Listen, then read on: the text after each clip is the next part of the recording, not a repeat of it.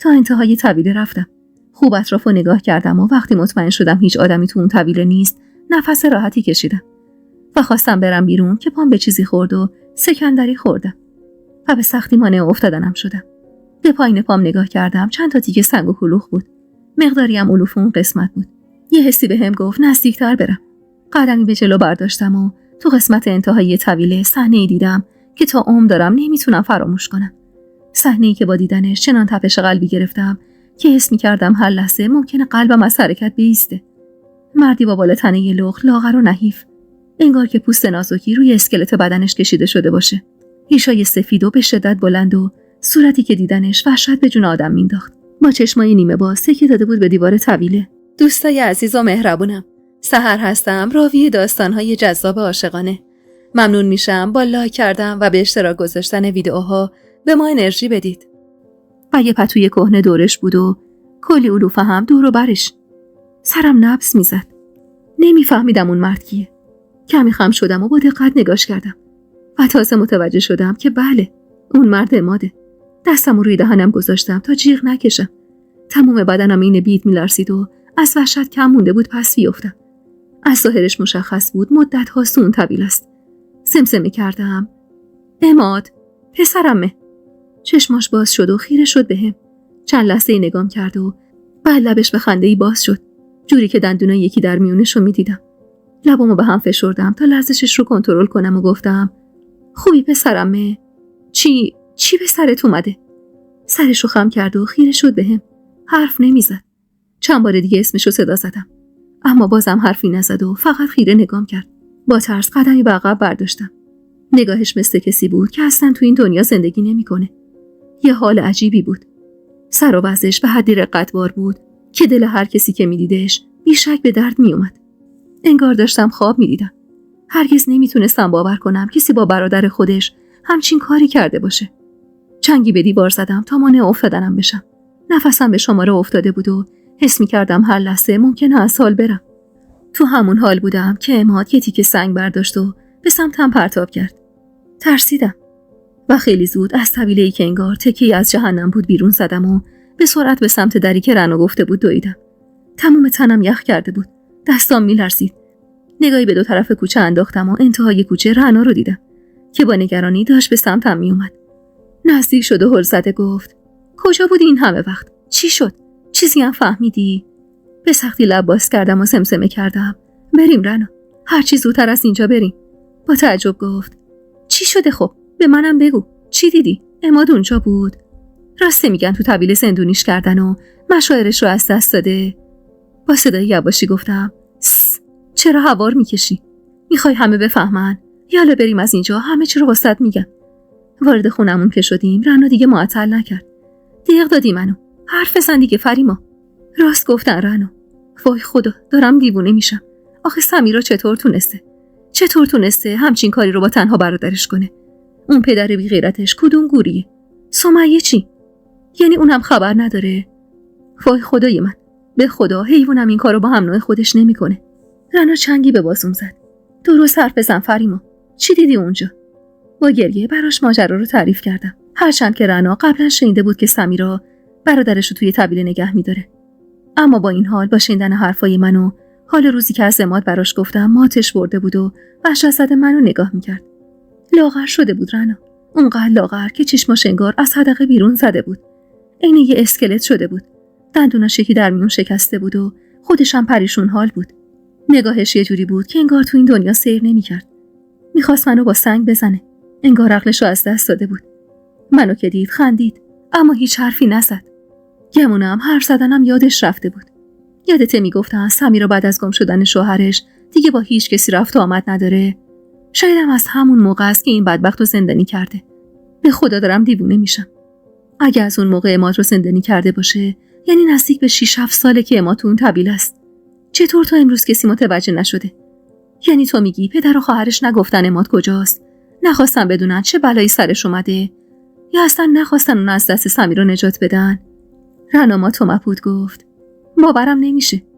مهری خانم که گفت همچین چیزی به گوشش رسیده، گفتم دروغه. گفتم مگه میشه که با برادرش همچین کاری کنه؟ منم همین فکر را به سرم زد. گفتم گیریم که سمیرا این کارو بکنه. قطعا سمیه و پدرش جلوشو میگیرن.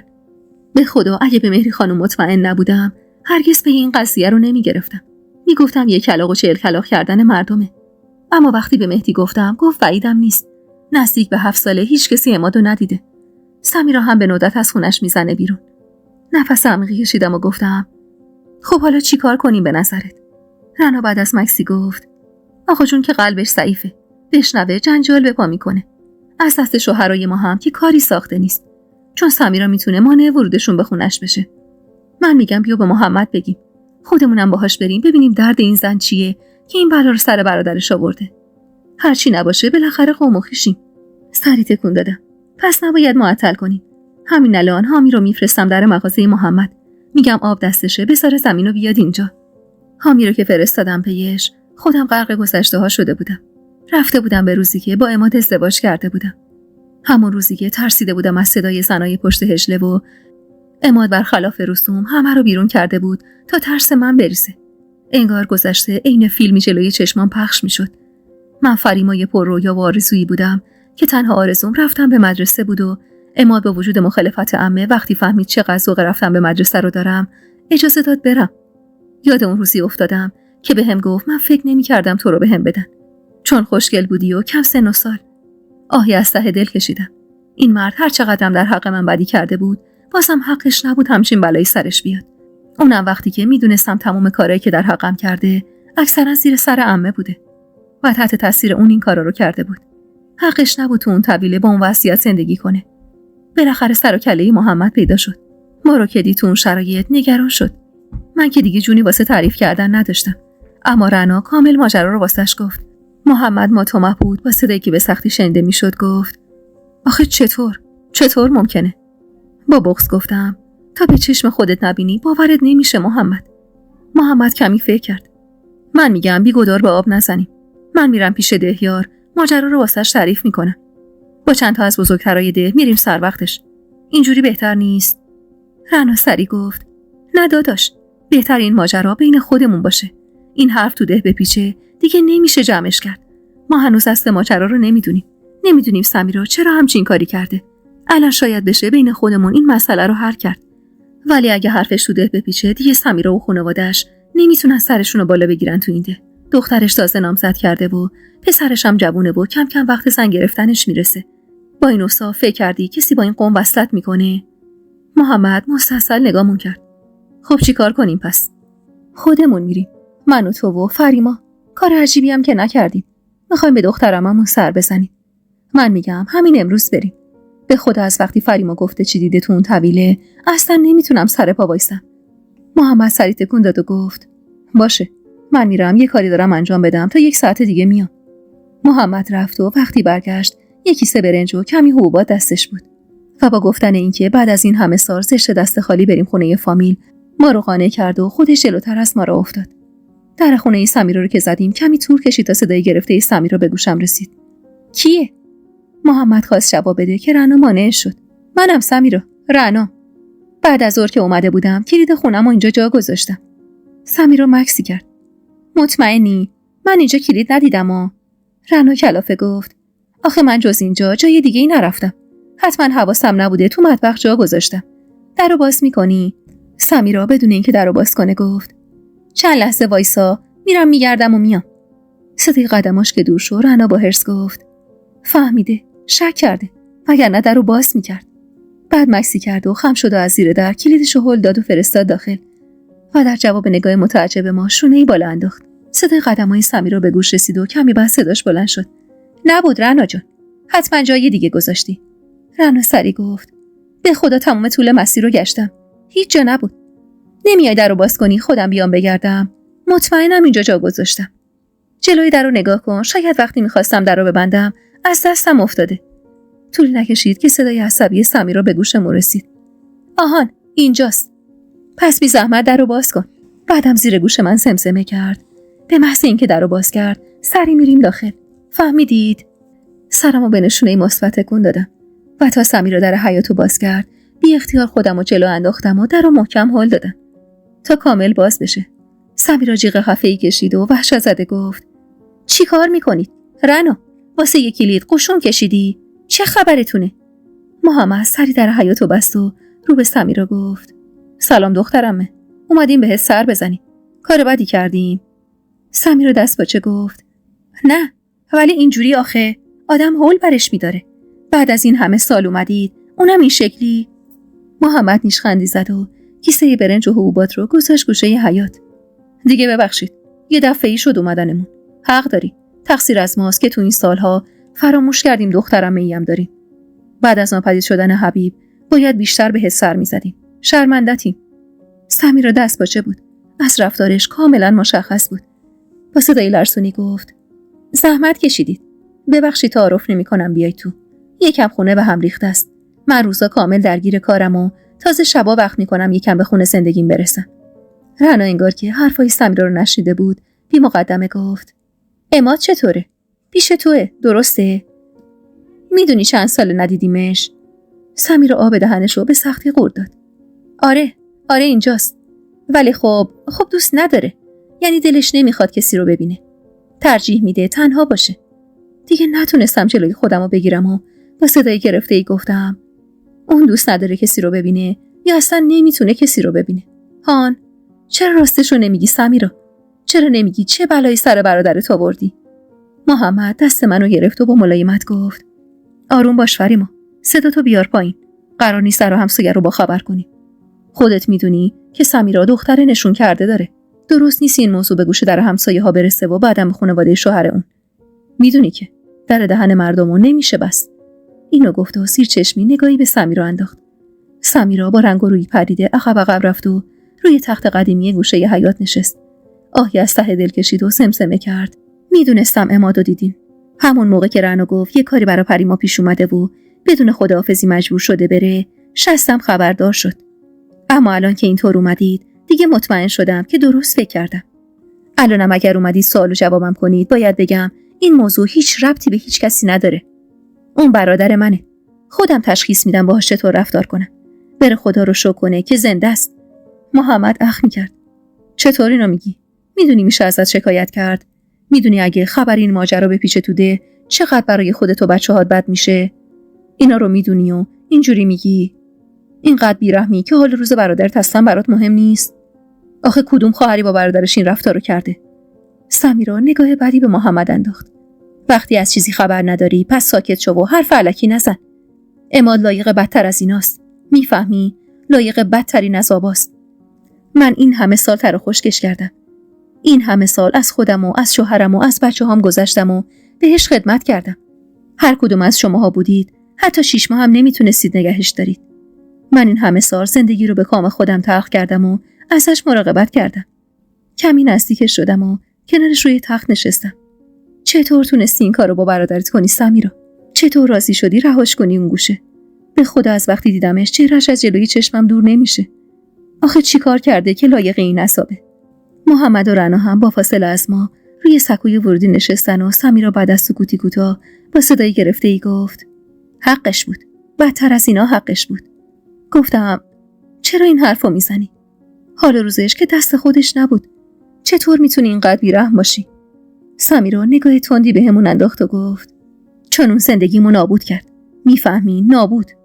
لب گزیدم و با احتیاط گفتم: چی کار کرده که لایق این زجر و عذابه؟ چند سالتون طویل رهاش کردی بدون آب و غذا که شده پوست روی استخون. سمیرا خیره شد به یه نقطه و گفت: 6 ساله. درست بعد از مرگ حبیب. با حیرت گفتم: مرگ حبیب؟ چی میگی سمیرا؟ از جاش بلند شد و به سردی گفت: از اینجا برید. همونطور که تو این سالها خبری از ما نمی گرفتید دیگه هم خبری ازمون نگیرید. حال روز عمادم به شماها ربطی نداره. این بلا رو من سرش آوردم. سمیه هم ازش خبر داره. حتی آقا جونم هم خبر داره. اما حال روز عماد واسه هیچ کس مهم نیست. شما هم حق ندارید دخالت کنید. سمیرا میخواست به سمت داخل خونه بره که محمد قدلم کرد جلوش.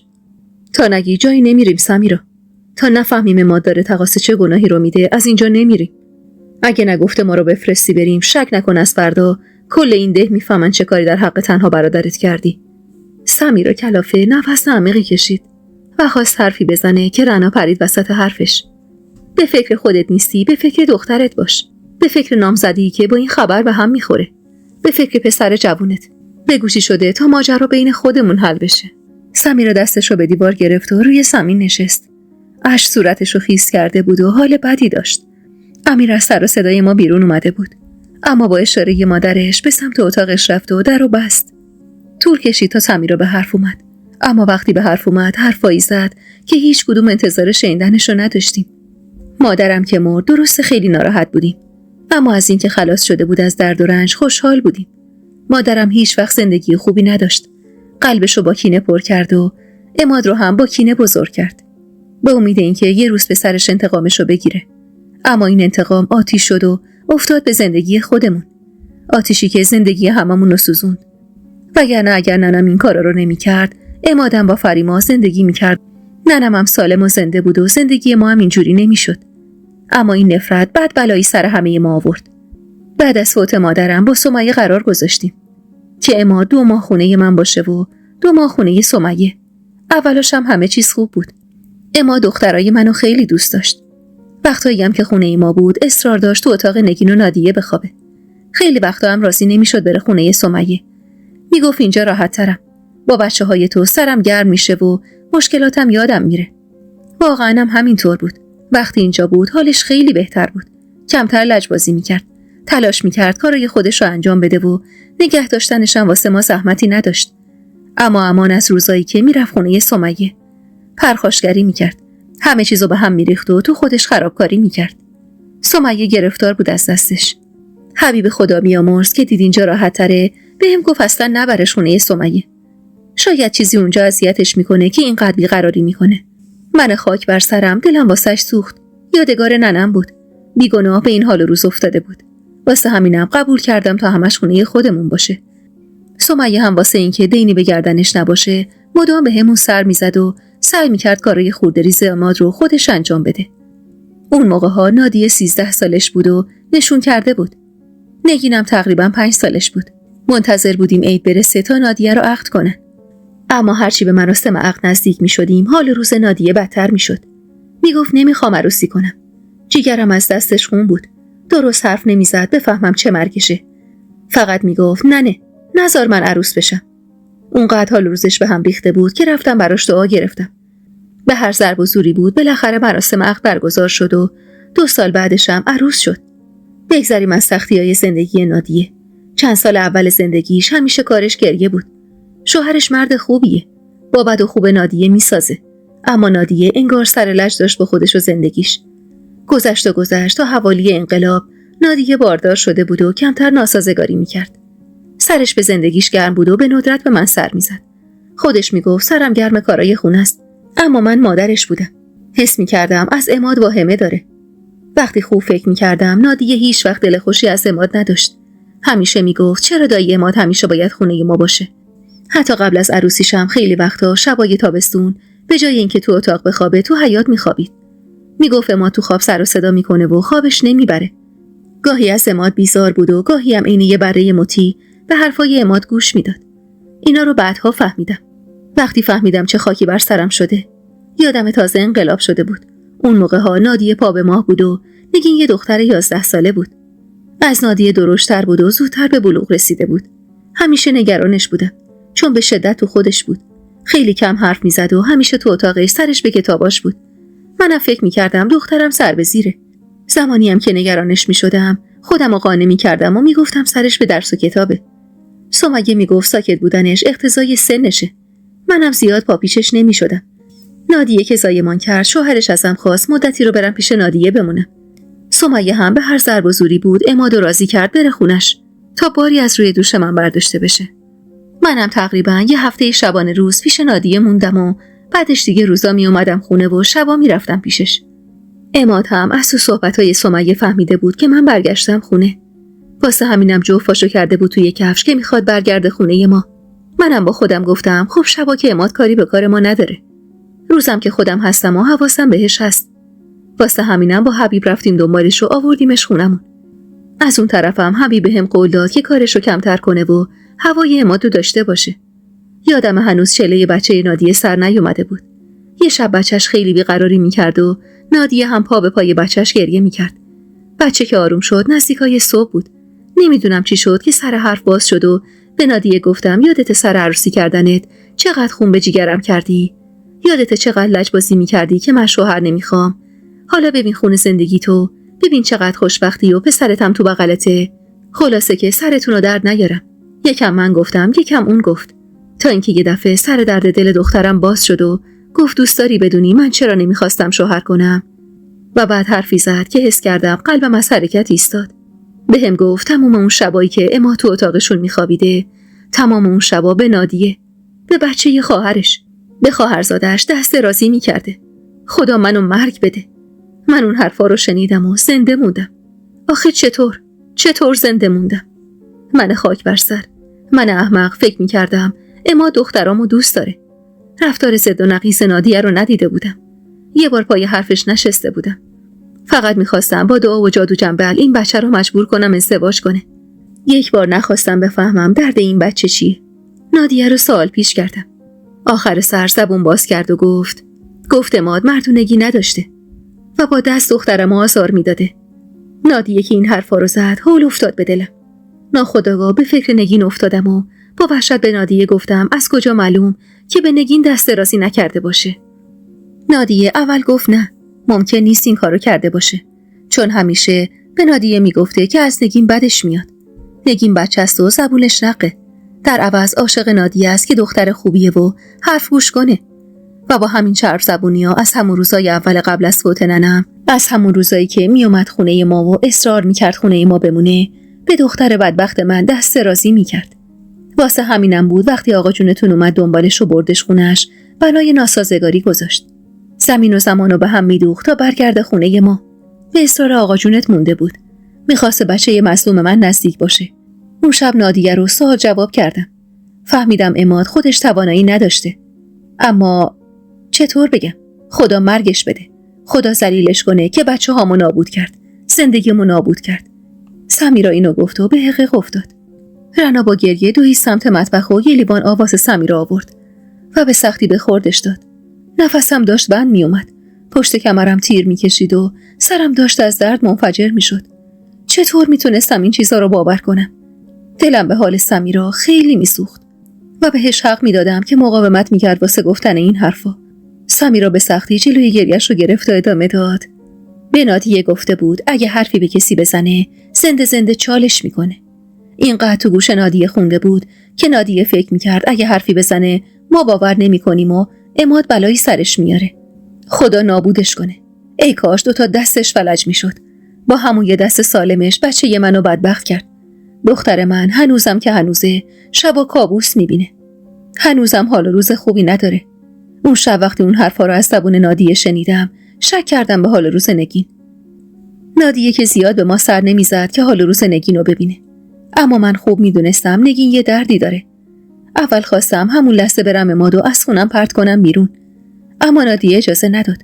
گفت اینجوری منکر میشه و آبرومون میره. گفت فردا شب نیا اینجا، ولی به همه بگو میای پیش من. عوضش بمون تو مطبخ و آخر شب یواشکی سرک بکش ببین عماد چی کار میکنه. منم با وجود حال بدم قبول کردم. اون روز از صبح حواسم به عماد و نگین بود. عماد داشت دست و صورتشو میشست و از نگین خواست براش حوله ببره. با دقت داشتم نگاهشون میکردم. نگین با رنگ و رویی پریده حوله رو داد دست عماد. عمادم نیشخندی زد و چیزی بهش گفت که باعث شد نگین رنگ از صورتش بپره. یک کم بعدم نگین رو صدا زد تا کمکش کنه تا اتاقش بره. نگینم با بیمیلی بلند شد و زیر بغلش رو گرفت و بردش تو اتاق و خیلی زود اومد بیرون. دلم عین سیر و سرکه می جوشید. من خاک بر سر اونقدر سرم گرم کار خونه و این ور و اون ور بود که هیچ وقت نفهمیده بودم بچم چه حال و روزی داره. هر جوری بود تا شب سر کردم و سر شب چادرم رو برداشتم و از اهل خونه خداحافظی کردم و از خونه زدم بیرون. یکم تو کوچه موندم و بعد با احتیاط کلید انداختم و رفتم داخل و تو مطبخ مخفی شدم. آخرای شب بود و دیگه همه خواب بودن که یه دفعه متوجه روشن شدن چراغ نفتی داخل اتاق نگین شدم. چراغ کم نوری که تو اتاقش بود و وقتی نگین میخواست بره مسترا روشنش میکرد. پاورچین رفتم کنار پنجره. پرده رو انداخته بودن و چیزی معلوم نبود. اما صدای حرف زدن آهسته عماد میومد. داشت به نگین میگفت چقدر قشنگه و چقدر دوستش داره. داشت بهش میگفت چقدر دختر خوبیه. بعدم نمیدونم نگین چی گفت که شروع کرد به تهدید کردنش، که اگه حرفی بزنه زبونشو میبره و میذاره کف دستش، که اگه چیزی به من بگه من باورم نمیشه و خودم زنده زنده چالش میکنم. میگفت تا تو بخوای به مادرت چیزی بگی من آتیشت زدم. میگفت من قبلا زنمو آتیش زدم تا روی حرفم حرف نزنه. تو که دیگه عددی نیستی. اونجا بود که یادم اومد قبل ترا یه بار نگین ازم در مورد فریما پرسیده بود. گفت راسته که دایی زنشو آتیش زده؟ من احمق خاک بر سرم گفتم آره. اون دلیلشو نپرسید. منم دیگه براش توضیح ندادم. بعد از شنیدن حرفای عماد داشتم سکته میکردم. دیگه نتونستم دووم بیارم و آهسته درو باز کردم. هرم لقمه اونقدر تو حال هوای خودش بود که متوجه من نشد. اما نگین متوجه من شد و گریه‌اش شدت گرفت. قلبم تیر میکشید. حس میکردم زمین و زمان دارن آوار میشن رو سرم. قیامتی بود اون شب. از گریه‌های شدید نگین عماد متوجه من شد و سر خودشو جمع و جور کرد و سعی کرد با حرفاش قضیه رو جور دیگه ای نشون بده و نگین بیچاره رو مقصر جلوه بده. اینقدر وقیح و بی‌شرف بود. ولی حال من به حدی بد بود که اصلا نمیفهمیدم چی میگه. فقط میخواستم بلایی سرش بیارم که تاوان بدبخت شدن دخترامو ازش گرفته باشم. با حالی خراب نگینو به سختی بلند کردم و با حقیقی که نمیتونستم کنترلش کنم بچه رو فرستادم از اتاق بره بیرون و خودم هوار شدم رو سر عماد و تا جون داشت زدمش و نفرینش کردم. داشتم دق میکردم. من از خودم گذشته بودم براشو اون چه بلایی سر بچه های من آورده بود. نون و نمک شوهر منو خورده بود و چطور نمکتون شکسته بود. از سر و صدای من و گریه های نگین حبیب بیدار شده بود. وقتی اومد تو من بیجون گوشه اتاق نشسته بودم و عمادو نفرین میکردم. عماد بی شرفم سرشو انداخته بود پایین و از دیوار صدا در می اومد، از اون در نمی اومد. حبیب پیگیر ماجرا شد. اول نخواستم بگم، یعنی روشو نداشتم که بگم. با خودمم گفتم خون به پا میکنه. اما بعدش گفتم چرا نگم؟ مگه عماد دلش واسه من و بچه‌هام سوخت که من دلم واسه اون بسوزه؟ واسه همینم به سختی ماجرا رو برای حبیب تعریف کردم. و نگم براتون از لحظاتی که مجبور شدم برای شوهرم از بی‌شرفی برادرم بگم. حبیب که ماجرا رو فهمید حمله ور شد سمت عماد. اما تا خواست اولین ضربه رو به عماد بزنه، عماد یه دفعه عصاشو برداشت و محکم کوبید فرق سر حبیب. جوری که حبیب محکم زمین خورد و سرش خورد لبه پنجره و صدای خیلی بدی داد و همونجا جا به جا تموم کرد. زندگیم توی شب رو سرم آوار شد و سیاه بخت شدم. نگین از یه طرف، حبیب از طرف دیگه. نمیدونستم کار درست چیه. ترسیده بودم. تا نزدیکای صبح بالای سر حبیب گریه کردم. جوری با چشم باز مرده بود که دیدن صورتش وحشت به جونم مینداخت. همش فکر میکردم اگه خانواده حبیب بفهمن چی میشه. آبروی دخترام میرفت. شک نداشتم تا توی قضیه رو در می آوردن و خون به پا میکردن. شاید اصلا نگین و امیر رو ازم میگرفتن. شاید منو متهم به قتل حبیب میکردن. شاید تا توی ماجرا رو در می آوردن و نادیه رو هم خانواده شوهرش بعد از شنیدن حقیقت پس میفرستادن. خلاصه از هر طرف ماجرا نگاه میکردم. گفتن این ماجرا به خانواده حبیب اشتباه محض بود. حتی زندگی نادیه هم به خطر میافتاد. انگشت نمای خاص و عام میشدیم. نزدیکای صبح بود که به خودم اومدم. عماد مات و مبهوت خیره بود به جنازه حبیب. انگار باورش نمیشد دستش به خون دامادشون آلوده شده باشه. باورش نمیشد بعد از تموم کثافتکاریاش حالا قاتلم شده باشه. نگین رو که به سختی خوابونده بودم بلندش کردم و بردمش تو اون یکی اتاق. همون جایی که خودمون و امیر خوابیده بودیم. خودمم به سختی حبیب آوردم تو حیاط و روی گلیم خوابوندم. و در اتاق روی عماد قفل کردم و همون موقع رفتم سر وقت آقا جونم و سمیه. رفتم آوردمشون خونه. جنازه حبیب نشون دادم و همه ی ماجرا رو براشون تعریف کردم. عجب طاقتی داشتم اون شب که سکته نکردم. که قلبم از حرکت نایستاد. آقام کم مونده بود سکته کنه. سمیه از وحشت زبونش بند اومده بود. وقتی فهمیدن عماد چه بلایی سر دخترا و شوهرم آورده، حقو به من دادن. اونا هم مخالف گفتن حقیقت به خانواده حبیب بودن. حرف ناموس وسط بود. چیزی که هیچ کس به راحتی ازش نمیگذشت. با سمیه و شوهرش مشورت کردم و همون موقع با کمک شوهر سمیه حبیبو غسل دادیم. و ته حیاط پشتی چالش کردیم. وقتی خاکش کردیم پشیمون شدم. حقش نبود اونقدر غریبونه خاک بشه. اما اگه خبر مرگش برادراش میرسید فقط خون عماد ریخته نمیشد. خون منو هم میریختن. پدرم رو هم بیچاره میکردن. زندگی بچه‌هام رو هم سیاه میکردن. هرچند که هر کاری میکردن حق داشتن. حبیبو که خاک کردیم چند روز بعدش چو انداختم تو ده که عضو گروهکای خاصی بوده و شبونه فراری شده. نمیخواستم کسی از مرگش با خبر بشه، چون نمیخواستم آبرومون بره. بعد از خاک کردن حبیب وقت مجازات عماد بود. این مرد دیگه برادر من نبود. همون روزی که چشم بست روی رابطه خواهر و برادری و به محرم خودش تعرض کرد، تموم رشته‌های اتصال بینمون رو پاره کرد. شاید میتونستم به خاطر کشتن حبیب ببخشمش و خودم رو قانع کنم که حادثه بوده، اما بابت زجری که دخترام کشیده بودن نمیتونستم ازش بگذرم. نمیتونستم بذارم زندگیشو بکنه وقتی زندگی من و بچه‌هامو نابود کرده بود. نگین داشت جلوم آب میشد و نادیه انگار دوباره به یاد خاطرات تلخش افتاده بود و مدام بیقراری میکرد. همه تصمیمو به خودم سپرده بودن. روزای زیادی فکر کردم. تو اون روزا اما تو همون اتاق زندانی بود و روزی یه وعده غذا بهش میدادم. اول تصمیم گرفتم بیرونش کنم از خونم، اما از رسواییش ترسیدم ماجرا رو برای همه بگه. از این مرد، نه بهتره بگم از این نامرد، هر چیزی برمی اومد. بعد گفتم با دستای خودم میکشمش، اما نتونستم. مرگ براش کم بود. عماد باید روزی 1000 بار میمرد و زنده میشد. باید روزی 1000 بار آرزوی مرگ خودشو میکرد. مدت زیادی تو همون اتاق حبس بود. فقط برای مسترا رفتن بیرون میومد. یه بار که همراه امیر داشت میرفت مسترا، به امیر حمله کرد و خواست فرار کنه که جلوشو گرفتم. حرف نمیزد، اما معلوم نبود اگه از این خونه بیرون میرفت چه رسوایی به بار می آورد. این بار تصمیم دیگه‌ای گرفتم. میدونستم سمیه و آقام با این تصمیم مخالفت میکنن. اونا که این من روزگارشون سیاه نشده بود. به دروغ به سمیه و آقام گفتم عماد مرده. گفتم کنار حبیب خاکش کردم. گفتم با امیر درگیر شده بوده و منم از پشت زدمش و سرش شکسته و مرده. سمیه باورش نمیشد. منم برای اینکه باورش بشه یه قبر کنار قبر حبیب کندم و پرش کردم و عمادو تو طویله زندونی کردم و بهشون گفتم عمادو اینجا خاک کردم و بهتره کسی چیزی از مرگش نفهمه. آقا جونم بعد از اون ماجرا با زن و بچه‌هاش رفت ایل زنش. دیگه هم بهمون سر نزده تو این سالا. سمیه هیچ رقمه قبول نمی‌کرد که عماد مرده. واسه همینم مجبور شدم واقعیتو بهش بگم.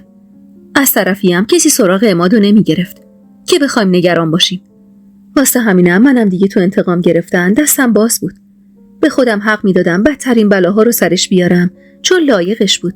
انداختمش تو طویله و دستاشو با بند به میخ طویله بستم و زندانیش کردم. روزی یه وعده غذا هم بیشتر بهش نمیدادم. تا 2-3 سال اولم روزانه با کمک امیر میبردیمش مستراح ته حیاط تا کارشو بکنه. انگار تو این 2-3 سال مشاعرشو از دست داده بود. سمیه هم هر چقدر التماسم میکرد نمیتونست قانعم کنه. واسه همینم کم کم اون دست برداشت و دیگه کاری به کارم نداشت. خلاصه که زندانی بودنش تو طویله و بین حیوونا موندنش عقلشو زائل کرده بود و انگار مشاعرشو از دست داده بود. دیگه منتظر نمیموند ببرمش مسترا و تو خودش کارشو میکرد.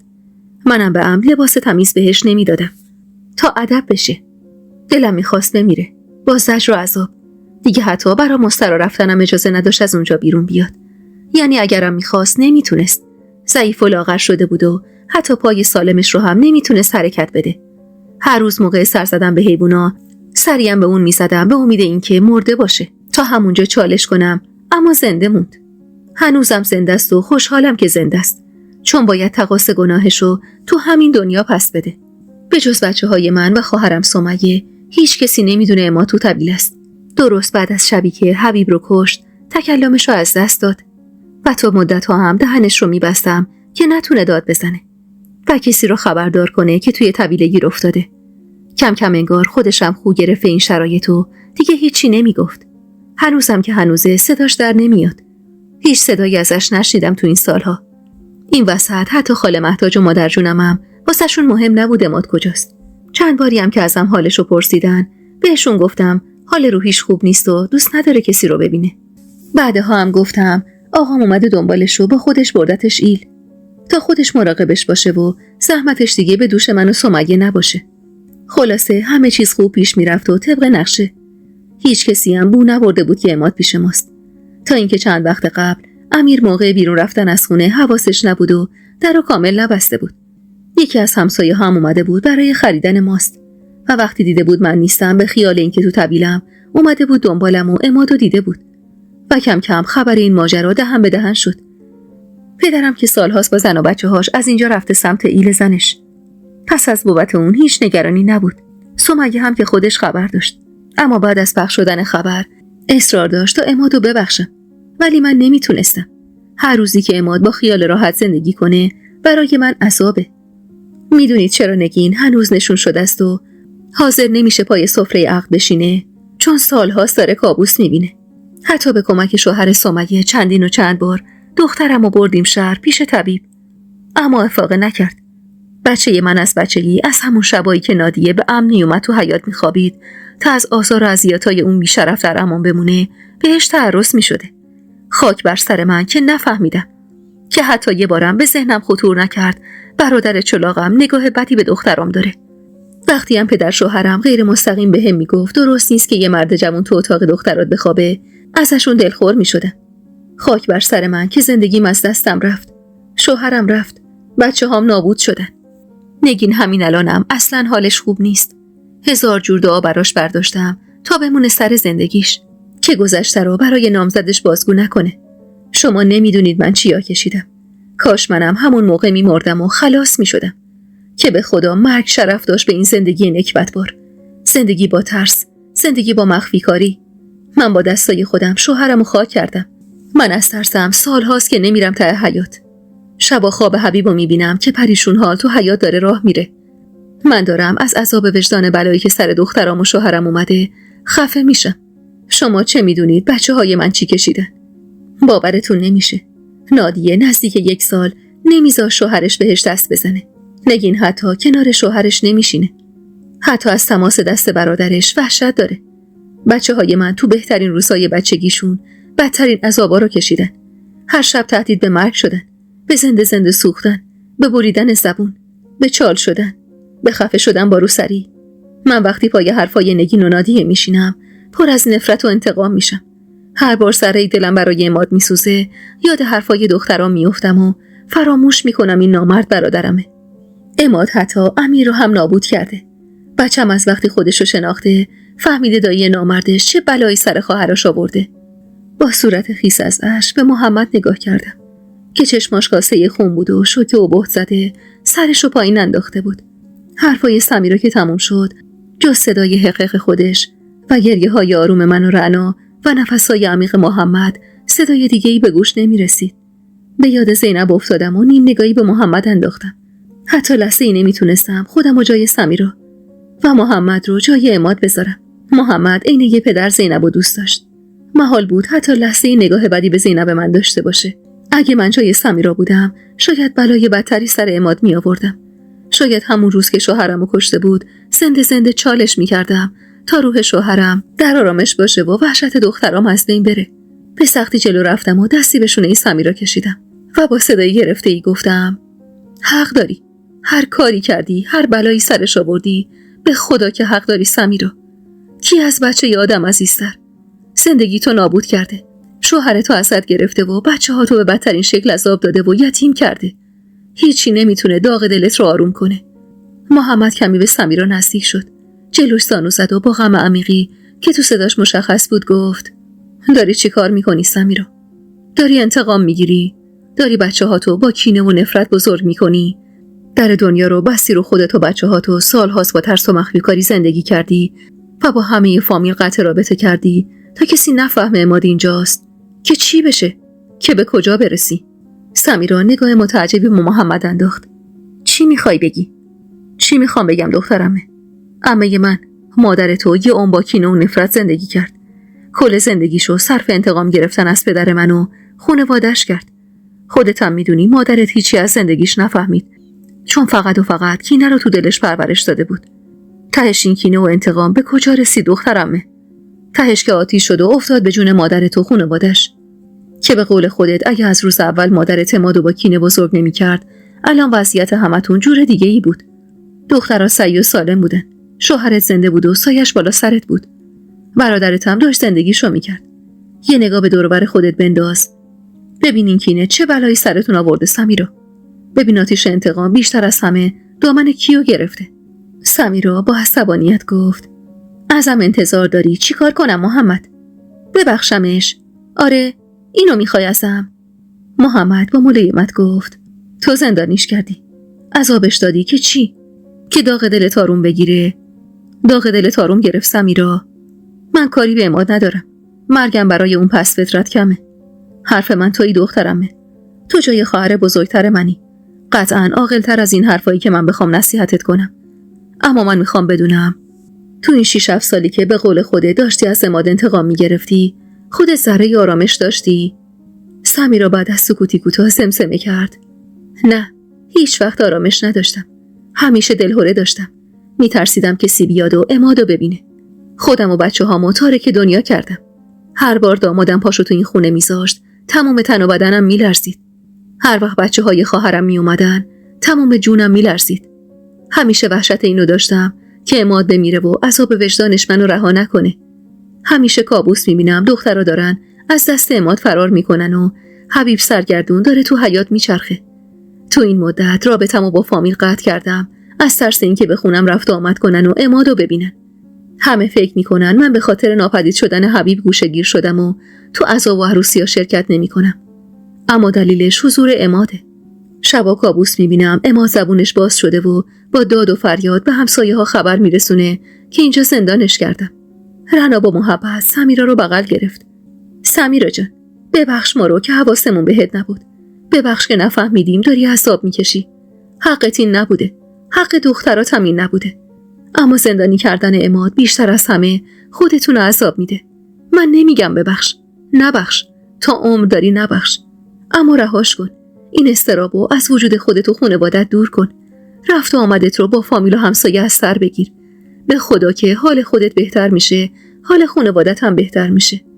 همونطور که رنا مشغول حرف زدن با سمیرا بود، محمد اشاره به من کرد تا به سمت طویله بریم. با قدمای کوتاه به سمت طویله رفتیم.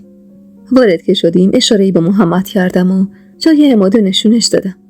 کمی بعد محمد با جسم بیجون عماد بیرون اومد. وضعیتش به شدت وحشتناک بود. محمد سری به نشونه افسوس تکون داد و گفت از بچه هم سبکتره. بعدم بردش تو حیاط و خوابوندش رو تخت. پوستش به شدت کدر و تیره شده بود. موهای بلند و سفید و پریشونش دل آدمو به درد می آورد. انگار فهمیده بود اطرافش چی میگذره که قطره اشکی رو صورتش نشست. با غصه نگاهمو ازش گرفتم.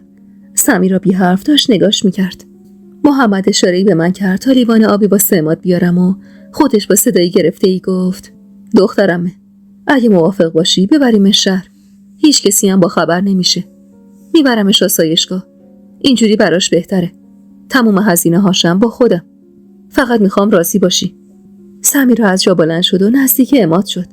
بالای سرش ایستاد و خیره نگاش کرد و گفت زندگیمو نابود کردی. موزه تموم زحمتام شد این. منی که جلوی خانواده شوهرم ایستادم تا ازت مراقبت کنم و بدبخت کردی. ولی هنوز تقاص ندادی عماد. هنوز دل من خنک نشده. هنوز داغ مرگ شوهرم و زندگی تباه شده دخترم سرد نشده. اینو گفت و سری خم شد و گلدون کنار تختو شکوند و تیکه تیزش رو برداشت و خواست به سمت عماد حمله ور بشه که محمد سری مانعش شد و جلوشو گرفت. جیغه از ترس کشیدم و با کمک رنا سمیرا رو عقب کشیدیم. سمیرا با صدای بلند فحش میداد و ازمون میخواست ولش کنیم تا به حساب عماد برسه. سمیرا نفس میزد و تلاش میکرد از دست ما رها بشه. اما به هر سختی بود رنا متقاعدش کرد و نشوندش همونجا و با حرص گفت عقل تو از دست دادی سمیرا. میخوای دستتو به خون آلوده کنی و باقی عمرت با عذاب وجدان کشتن یه آدم زندگی کنی؟ سمیرا پوزخندی زد. آدم؟ عماد آدمه؟ خود جای من بودی چی کار میکردی رنا؟ بهش نزدیک شدم و کمی شونه‌هاشو مالیدم و کمی آب به خوردش دادم و گفتم انتقام تو گرفتی سمیرا. 6 سال تموم زندونیش کردی و عذابش دادی. میدونم سختی کشیدی. میدونم حل برای سرش بیاری حقشه. اما حق تو نیست. حق تو نیست بخوای باقی عمرت رو با عذاب وجدان سر کنی. به خدا قسم اگه دلتو پاک کنی و ببخشی اول از همه خودت به آرامش میرسی.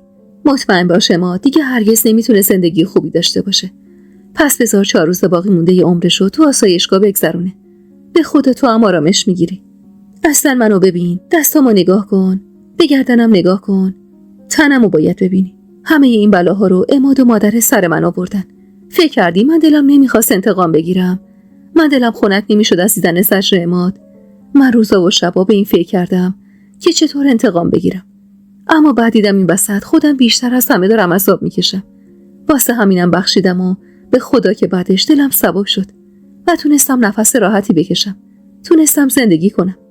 ببخش، نه به خاطر عماد بلکه به خاطر خودت، برای آرامش خودت، آرامش دخترات و پسرت. ببخش و برگرد به زندگی عادی. بذار تموم شه این درد و رنج. صدای گریه بلند سمیرا که پیچید تو حیاط، خیالم راحت شد که دست برداشته از کینه و نفرت. پتو رو روی سمیرا انداختم و رو به امیر گفتم برو بخواب پسرم. مادرتم بخوابه تا صبح بهتر میشه. صبح خودم میام بهش سر میزنم. امیر با غصه نگاهی به مادرش انداخت و گفت اونو از اینجا میبرین؟ رنا پیش دستی کرد. آره پسرم، میبریمش. اینجوری واسه همه بهتره. نترس، کسی نمیفهمه عماد این همه سال اینجا بوده. فقط الان باید به مادرت فکر کنی و مراقبش باشی. باشه؟ از داخل خونه پتویی برداشتیم و دور عماد پیچیدیم و محمد اونو بغل گرفت. من و رنا اول از خونه بیرون زدیم. نیمه های شب بود. دور و برا نگاه کردیم و وقتی مطمئن شدیم کسی نیست به محمد گفتیم بیاد بیرون. محمد عمادو برد خونه خودش. شیرین زن محمد زن فوق‌العاده‌ای بود. میدونستیم دهنش قرصه و جایی چیزی رو درس نمیده. میدونستم چون شب از نیمه گذشته حتما حمیدرضا نگرانم شده. واسه همینم با عجله از رنا خداحافظی کردم و پا تند کردم به سمت خونه. در حیاطو که باز کردم کل خونه تو سکوت و تاریکی فرو رفته بود. یواش وارد حیاط شدم و تازه اونجا بود که چشمم به حمیدرضا افتاد که لبه یه ایوون نشسته بود. با دیدن من از جا بلند شد و جلو اومد. کجا بودی فریما؟ بچه‌ها گفتم با محمد و رنا رفتی جایی. نگرانت شدم. رفتم در خونه رنا دیدم نیست. رفتم در خونه آقات. شیرین گفت محمدم برنگشته. تا حدودی خیالم راحت شد که هنوز با همید.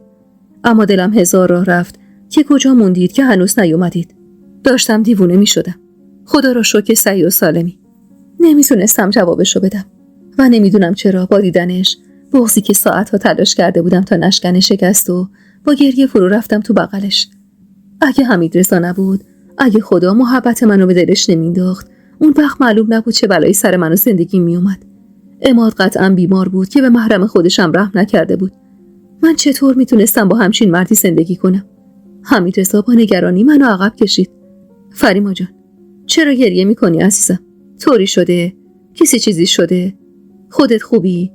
دارم میمیرم از نگرانی. خب حرف بزن. با دقت نگاهی به من دوخت. همونطور که زور زده بودم تو چشماش سری تکون دادم و با صدای خفه‌ای گفتم خوبم، فقط دلم واسه تنگ شده بود. خندید و منو محکم به آغوشش فشرد و گفت کم کم باید عروس و دوماد بیاریم تو خونه، ولی فریما خانوم من هنوز خودشو برام لوس میکنه. اینا رو گفت و خواست بریم سمت اتاق که مانعش شدم و گفتم بیا بشین حمیدرضا، بیا بشین یکم حرف بزنیم، دلم گرفته. کنارم نشست و دست انداخت دارشونم. برای هزارمین بار تو دلم خدا رو شکر کردم بابت مردی که کنارم بود، که با وجود گذشت سالها هنوزم عاشقانه دوستم داشت و همه جوره پشتم بود. مردی که نه سوختگی بدنم واسش مهم بود و نه سختیای زندگی تو روستا. چشم بستم و نفس عمیقی کشیدم. ازت ممنونم حمیدرضا. همون جور که دستشو دورم حلقه کرده بود بوسه‌ای به سرم زد. بابت بودنت، بابت محبتت، بابت تمام سالایی که کنارم بودی، بابت حمایت‌های بی‌دریغ تو از خودگذشتگیات. حمیدرضا، من اگه تو رو نداشتم الان یکی دیگه بودم. الان نه روی پای خودم ایستاده بودم و نه خانواده خوشبختی داشتم. تو بدترین روزای زندگیم تو نور شدی و تابیدی به زندگی سیاهم. اصلا تو از کجا اومدی؟ نکنه یه فرشته‌ای که خدا تو رو واسه من فرستاده. دستشو دور صورتم حلقه کرد و بوسه‌ای به پیشونیم زد. چی شده که فریما خانم من اینقدر مهربون شده؟ ماجرای اون روزو براش کامل تعریف کردم. اونم عین من حیرت زده شده بود و باورش نمی‌شد ماد این کارو در حق خواهرزاده‌هاش کرده باشه. فارغ از کارایی که داشتیم تا دمدمای صبح نشستیم و از گذشته و آینده حرف زدیم. هوا گرگومیش بود که هر دو از خستگی راهی اتاقمون شدیم. فردای اون روز جمعه بود. با صدای تقی که به در اتاق خورد از جا بلند شدم. حمیدرضا غرق خواب بود و آفتاب تا وسط اتاق اومده بود. سراسیمه بلند شدم و در اتاقو باز کردم. مارال بود. با نگرانی گفت مامان، طوری شده؟ خوبین؟ دیشب تا دیر وقت نیومدی، نگرانت شدم. الانم خاله رنا اومده، کارت داره. خیال مارال رو راحت کردم که چیزی نشده و خودمم به سمت حیاط رفتم. رنا نگران تو حیاط ایستاده بود. به محض دیدنم به سمتم دوید و گفت لباس بپوش بریم. با تعجب گفتم کجا؟ باید بریم شهر. نگران گفتم مگه چی شده؟ چی بگم؟ محمد سر صبحی با عماد راهی شهر شده. شیرین اومد دنبالم و گفت ظاهرا صبح که بیدار شدن عماد بعد از خوردن صبحونه حالش بد شده. واسه همینم محمد دست باچه اونو رسونده شهر. اما به شیرین گفته بود من پیغام برسونه که حتما من و تو هم بریم کمکش. سری عوض کن بریم که مهدی میخواد برسونتمون شهر، کمک حال محمد باشیم. باشه گفتم و به سرعت دویدم رفتم تو اتاق و همونطور که تون ماجرا رو برای حمیدرضا تعریف می‌کردم لباسم رو عوض کردم. حمیدرضا هم سراسیمه بلند شد و با گفتن این که منم میام سری لباس پوشید و هر سه از خونه زدیم بیرون. وقتی قرار شد حمیدرضا با همون باشه دیگه مهدی نیومد. سویچ ماشین مهدی رو برداشتیم و هر سه به سمت شهر رفتیم. نگران بودم. عجیب بود. ولی نگران عماد و حالش بودم و بابت این نگرانی از خودم بیزار بودم. صدایی تو سرم میگفت حق نداری دل بسوزونی براش، برای مردی که آینده و زندگی چند نفر رو نابود کرده. اما کنترل احساسم دست خودم نبود. خلاصه که توی شهر یه اتاق توی مسافرخونه کرایه کردیم و 10-12 روزی رو شهر موندیم و ازش نوبتی تو مریض خونه مراقبت میکردیم. حمیدرضا هم کنارمون موند و هر کاری کردم حاضر نشد برگرد. دکترش میگفت چون میزان غذایی که تو اون سالها میخورده خیلی کم بوده و اون روز یهو صبحونه سنگین و زیاد خورده اینطور شده و زمان میبره تا درست بشه. یادم روز آخری که تو مریض خونه بستری بود با رنا مشغول بستن ساک کوچیکی برای عماد بودیم. حمیدرضا چند دست لباس و مقداری لوازم شخصی براش خریده بود و من و رنا داشتیم تو ساک جاش میدادیم که صدای گرفته‌ای بلند شد. دختر دایی. با تعجب بهش نگاه کردم. با عادت همیشه خیره به سقف بود و چشماش قرمز شده بود. فکر کردم اشتباه شنیدم، اما وقتی چشمای پر از اشکشو به هم دوخت فهمیدم درست شنیدم. قدمی به جلو برداشتم. نفس عمیقی کشید. میخواید با من چی کار کنید؟ منقطع حرف میزد. درست نمیفهمیدم چی میگه. نیم نگاهی به رنا انداختم. آسایشگاهی تو همون شهر پیدا کرده بودیم. مجهز نبود. اما خب راه دیگه ای هم نداشتیم. رنا که سکوت منو دید گفت قراره، یعنی باید بری آسایشگاه عماد. خودت میدونی چی کار کردی. میدونی جایی توی اون ده نداری. بهتره همینجا بمونی چون کسی چشم دیدن تو نداره. همینم از صدقه سر ما داری. وگرنه سمیرا فقط به مرگت رسایت میداد. نگاه تندی بهش انداختم. رنا شونه‌ای بالا انداخت و بی خیال گفت مگه بد میگم؟ بچه نیست که بخوام مراعاتشو بکنم. بدتر از اینا حقشه. سری تکون دادم و با ملایمت گفتم جای بدی نیست. اونجا حالت بهتر میشه. محمد و مهدی هم بهت سر میزنن چند وقت یه بار. رنا پوزخندی زد و گفت هر جا باشه از اون طویله بهتره. جمع کن بریم فریما. چند روزه خونه زندگیمون رو ول کردیم تا همینجاش هم خیلی بهش لطف کردیم. قطره اشکی رو صورت عماد نشست. نگاه دلخورم و از رنا گرفتم و با بستن ساک زیر لب از عماد خداحافظی کردم و از اتاق بیرون زدیم. محمد و حمیدرضا همون روز بعد از ترخیصش اونو بردن و تحویل آسایشگاه دادن. محمد میگفت مقداری پول به خودش داده و هزینه آسایشگاه رو هم تا 6 ماه آینده پرداخت کرده. خلاصه که ما هر کاری از دستمون ساخته بود براش انجام دادیم و برگشتیم ده. بعد از اون جریانم سعی کردیم رابطمون رو با سمیرا و سمیه از سر بگیریم. انگار با رفتن عماد از اون خونه حال روز سمیرا هم بهتر شده بود. کم کم رابطش رو با همسایه و فامیل از سر گرفته بود و تو مراسمای عروسی ها ازش شرکت میکرد و همین رفت و آمد و هم حال روحیشو بهتر کرده بود. عید سال 66 هم عروسی نگین برگزار شد و رفت خونه بخت. محمدم همراه مهدی هر از گاهی به عماد سر میزدن. البته کل روستا دیگه میدونستن که عماد رفته آسایشگاه و تو شهر بستری شده. اما علت بستری شدنش و حقایق دیگه‌ای که رخ داده بود رو کسی خبر نداشت. یادمه اردیبهشت ماه سال 66 بود و مارال خواستگار سمجی داشت که دست بردارم نبود. اون روز در حالی که داشتم برگه بچه‌ها رو تصحیح می‌کردم، آروم آروم با مارال هم حرف می‌زدم و سعی می‌کردم نصیحتش کنم بلکه از خر شیطون پیاده بشه و به یکی از خواستگاراش جواب مثبت بده. موشم یه گوشه دراز کشیده بود و داشت کتاب می‌خوند و هر از گاهی مزه‌ای می‌پروند و صدای مارال رو در می‌آورد. مارال خانم، به فکر خودت نیستی، به فکر من باش. بابا شوهر کن برو تا راه واسه منم باز بشه دیگه. مارال دلخور گفت مگه جلو تو گرفتم؟ بفرما شوهر کن. چی کار من داری؟ خواستم حرفی بزنم تا قبل از بالا گرفتن بحثشون میونشون رو بگیرم که صدای زنگ در بلند شد. کاغذ رو زمین گذاشتم و نگاهی به حامی انداختم و گفتم برو در رو باز کن. حتما باباته. حامی که رفت رو به مارال گفتم مارال جان، عزیزم نگاه نکن الان چند تا خواستگار داری. تا جوونی و برو داری، خواهان داری. پا به سن بذاری دیگه کسی نمیاد خواستگاریت. بعدم تو روی هر کی یه عیبی میذاری. یکی کوتاهه، یکی لاغره، یکی کارش شهره، یکی چشمش روشنه. اینجوری مردم چی میگن؟ میگن لابد عیب و ایراد از دختر خودشونه. اگه دلیل قانع کننده ای برای رد کردن خواستگارات داری، خب به منم بگو. مهوش ابروی بالا انداخت و با شیطنت گفت من بگم مامان. مارال با خشم نگاش کرد. تو ساکت شو مهوش که هرسم و سر تو خالی میکنم. کلافه رو به مهوش کردم. اینجا چی کار میکنی تو؟ پاشو برو تو اتاقت. حرفم با ورود حامی نستمون. حامی در نشیمنو باز کرد. مامان یه آقای جلوی داره، با شما کار داره. به خیال اینکه یکی از همسایه هاست از جا بلند شدم. نگفت کیه؟ حامی شونه‌ای بالا انداخت. گفت بهتون بگم اسمش عزیزه، برادر پریچهر. اینو که گفت حس کردم قلبم از حرکت ایستاد. بهت زده نگاهی به مارال و مهوش انداختم. هر دو با وحشت به من نگاه می‌کردن. انگار گذر زمان باعث شده بود حقیقت رو فراموش کنیم. انگار همگی یادمون رفته بود مارال و مهوش دخترای ما نیستن. سعی کردم به خودم مسلط باشم اما صدام میلرزید. حامی جان میمونی پیش خواهرات تحت هیچ شرایطی هیچ کدوم پاتون از اینجا بیرون نمیذارید. هیچ کس تو حیاط نمیاد. بعدم رو کردم به مارال. فهمیدی مارال جان بیرون نمیاد. هر سر و صدایی شنیدید همینجا میمونید. بعدم رو کردم به زینب.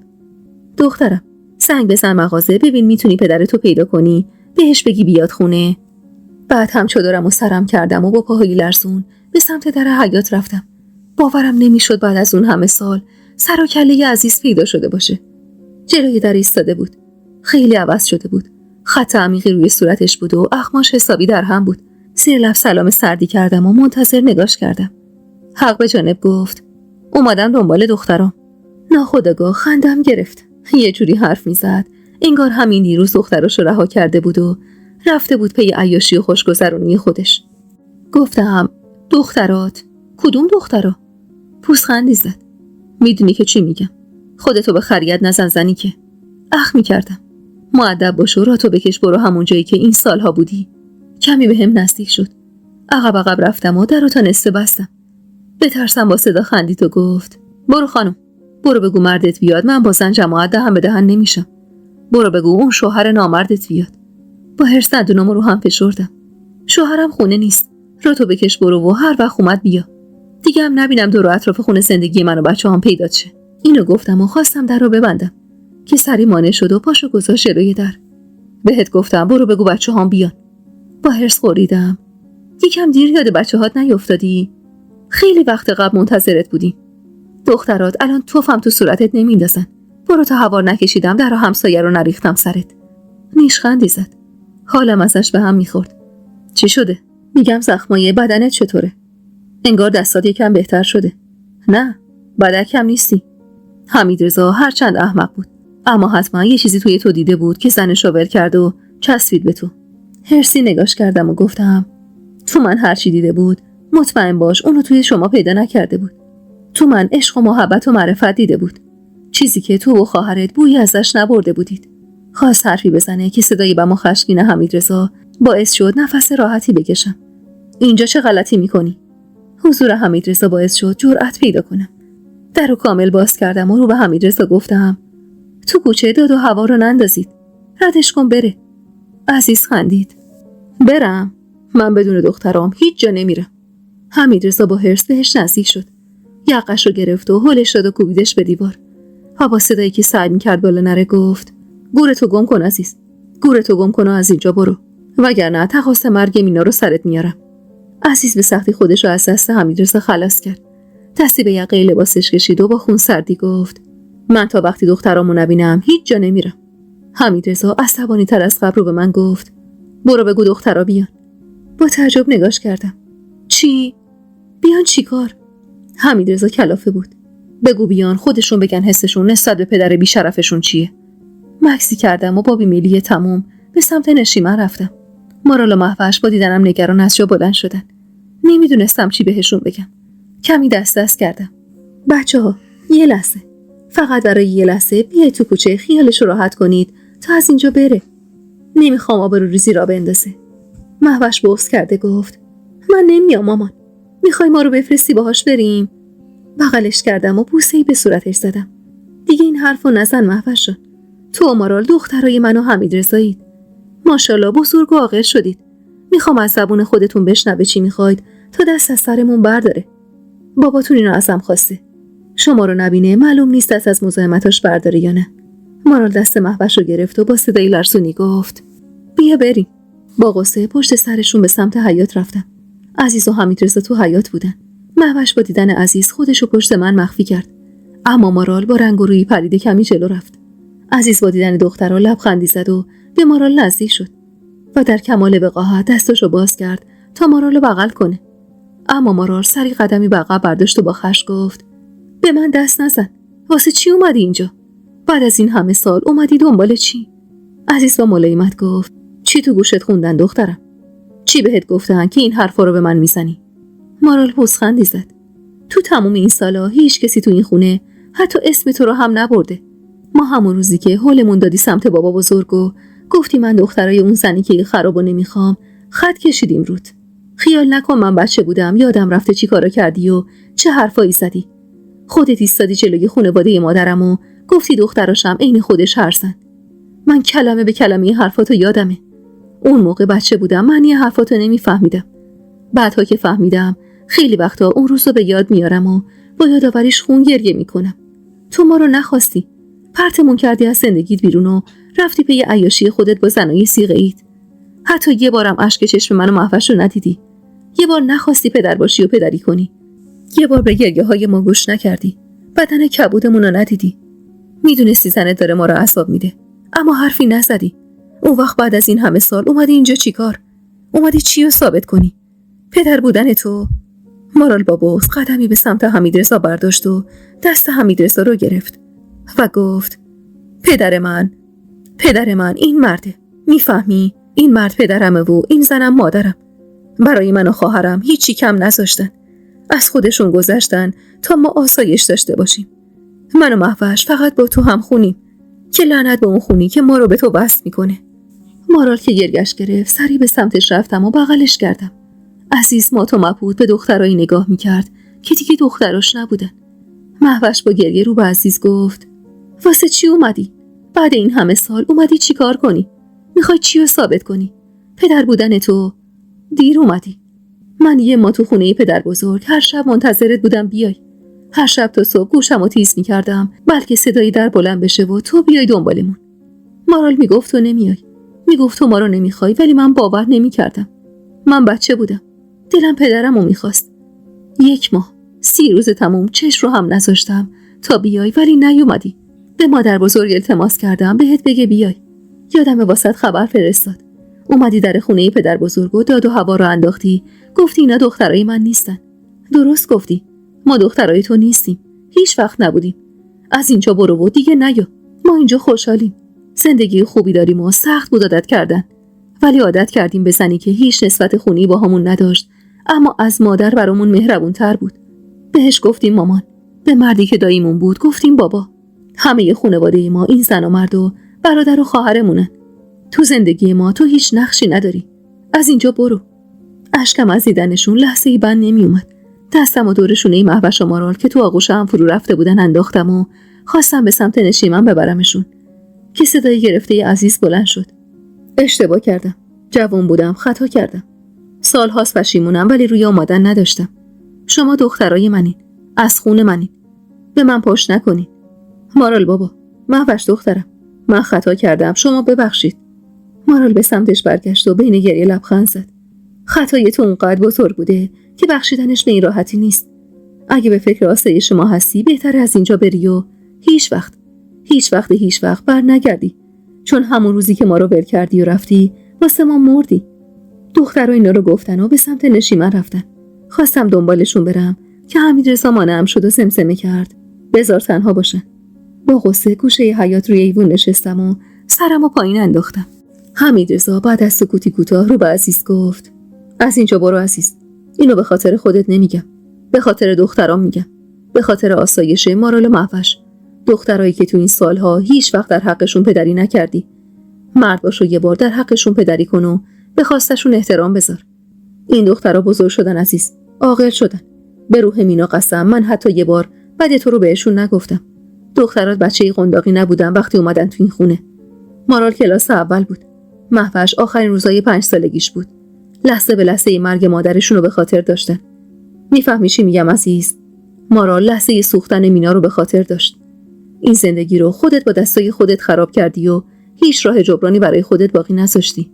نمیتونی با یه جمله روی تمام خطا و بی‌مسئولیتات سرپوش بذاری. پاشو برو دیگه، اینجا نیا، چون کسی اینجا منتظرت نیست. عزیز با سری پایین از جا بلند شد. هیچ شباهتی به اون عزیز چند دقیقه قبل نداشت. پشیمونی از صورتش مشخص بود، اما کسی حاضر به بخشش این مرد نبود. با چند قدم کوتاه به سمت در رفت و بعد یه دفعه برگشت و پاکتی از جیب شلوارش در آورد و همونجا روی گلدون شمعدونی گذاشت و گفت: سهم دختراست حمیدرضا، براشون یه زمینی، هر چیزی که لازم دارن بخر. حمیدرضا با جدیت گفت: لازم ندارن، مارال مهوش دخترای منن. عزیز آهی کشید. بذار یکم بار عذابم کم بشه. بهشون نگو از طرف منه. به سمت در که رفت دهن باز کردم تا مانع رفتنش بشم، اما سری جلوی خودم رو گرفتم. زمونه به هم نشون داده بود بعضی آدم ها لایق بخشش نیستن.